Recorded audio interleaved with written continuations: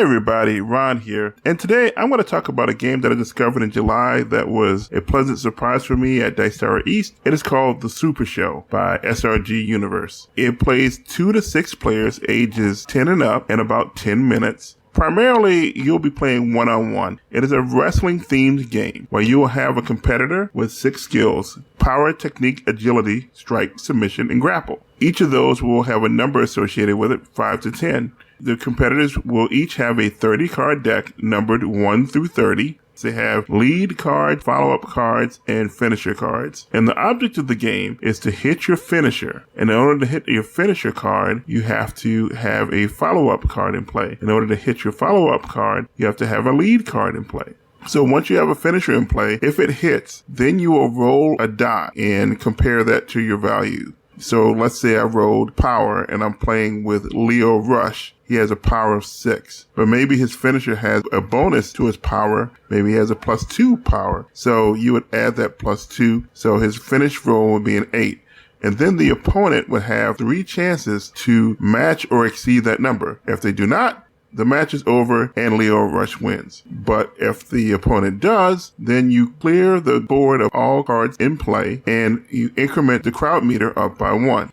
The crowd meter comes into play in subsequent finish roll. When you have a finish roll at crowd meter 1, you'll be adding +1 to that finish roll. Crowd meter 2 +2, all the way up to +5. Some interesting things about it, like I mentioned before, you have lead cards, follow-up cards, and finish cards. And then there's 3 types of cards. There's strikes, submissions, and grapples. They're pretty similar in concept. Thematically, they're different, right? You can have a finish strike or like a follow-up grapple or something like that. You folks get the picture. The way that a round goes is like this. The players both roll a die. The die have a color that's associated with a skill. So you look at the skill. Say I play Leo Rush. I rolled an orange technique. He has a technique of 8 and so I rolled with Citizen X. Maybe I rolled a green on Citizen X, which matches to his agility, which is a 7, which means that Leo Rush would win the roll. Then Leo Rush would draw 1 card and then would play a card. If Leo Rush did not have any cards that he wanted to play, then he could pass. So when you pass, you will take a card from your discard pile and put it at the bottom of your deck.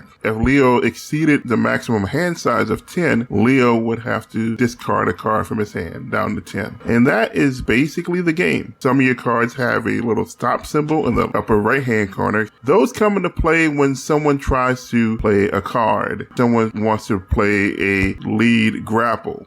The punch number 1 card can stop any lead grapple. And so what the opponent would do was just play that card to stop that lead grapple from hitting, is what it's called in the game. And then the person that tried to play their lead grapple would have to discard their card. And there's other little effects. The bury effect, which is to put a card at the bottom of your deck. Of course, discarding and all this kind of stuff. If you're familiar with card games, you'll be familiar with a lot of the concepts in this game. One thing I have to say is that I really like the theming of the game. It really feels like a wrestling match where you have back and forth with the die. Rolling the die adds a random element to it, so it's great for newcomers and casual play. However, there are multiple layers of complexity in this game. It's a very simple game to play, but it's difficult to master. For example, each competitor, you have to have a 30-card deck, numbered 1 through 30. And each card has a number on it, number 1, number 2, number 3, all the way up to number 30. To construct a deck, you have to have only one of each number, of course. But in those things, there's lots of variety. Some cards have stop effects, some cards don't.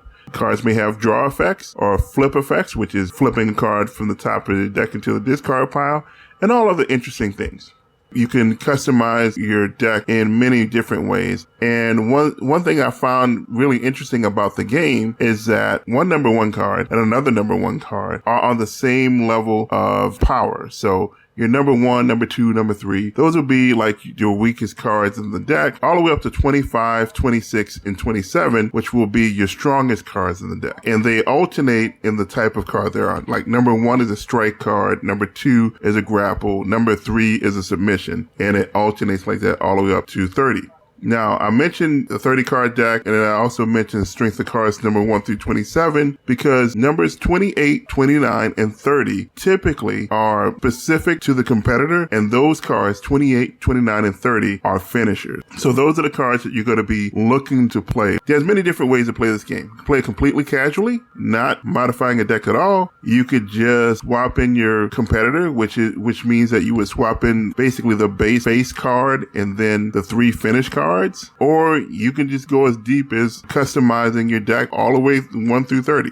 This game has a competitive element to it for sure, even with the random die rolls, which levels the playing field a little bit. Like, new players can come in and win tournaments, and I've seen it. It's a game that really rewards over a long period of time expertise, knowing the card pool, knowing the basic strategies and all that kind of stuff. So that's something that I really love about the game. It's like you really do have a legitimate shot of being competitive as a new player, but it also rewards expertise. So this isn't some random game. The real skill players really know how to mitigate that random element. So it's pretty cool.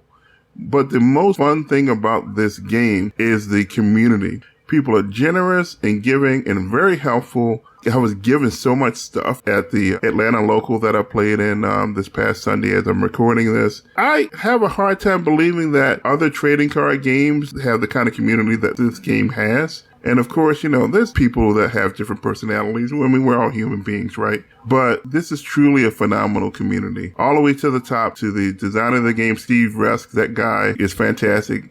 He seems like the type of guy that would give you the shirt off his back and then some. I just wanted to make this video about this game. There isn't a lot to it on the very high level. But once again, there's a lot to it. The more you dig into it, and there's a lot of fun to be had if you play more of the game. Now, something I didn't mention as I'm rambling on here is that with the community, this is a wrestling game, right?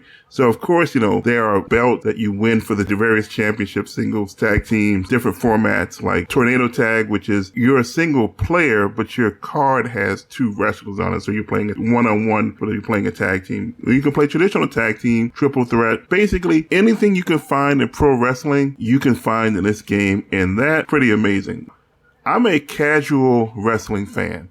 I haven't watched wrestling on a regular basis probably in about 15 to 20 years, but I do have enough of a background to really appreciate the area of sports entertainment and the things that go on in the game. But even with that, you can do more than just wrestling with it. And Steve has, because there was another like anime fighting game called Ikuzo, but it's using the same exact mechanics. I would love to see like a Mortal Kombat, a Street Fighter version or something like that. I'm sure the dude has plans. But yeah, I mean, it's just a great game. It's a great community. And I just wanted to make this video just to talk about the game and all that kind of stuff. So hope you folks enjoy. And until next time, see you later.